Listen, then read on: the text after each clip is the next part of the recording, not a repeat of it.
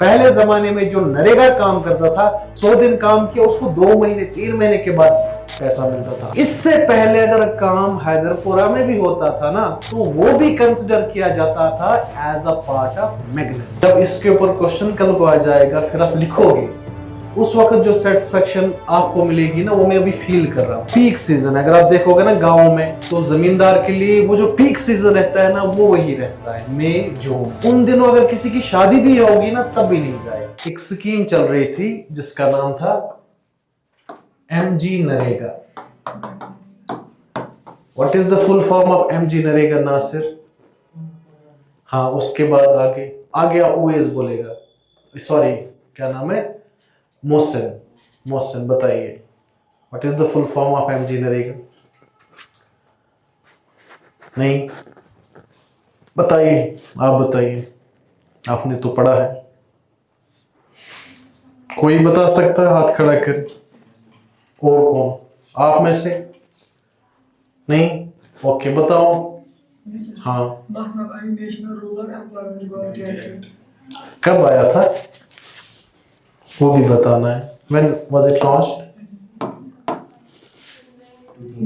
It was launched and established in 2000 with an act, McNarega Act of 2005. बस सुनिए आप, what was it all about? What was the need of employment generation? Okay, and second objective? Good. The objective of this was to elevate poverty. Poverty को कम करना. It was established in 2000. During which plan? During 10th plan. ठीक है. 6th plan was in 1975.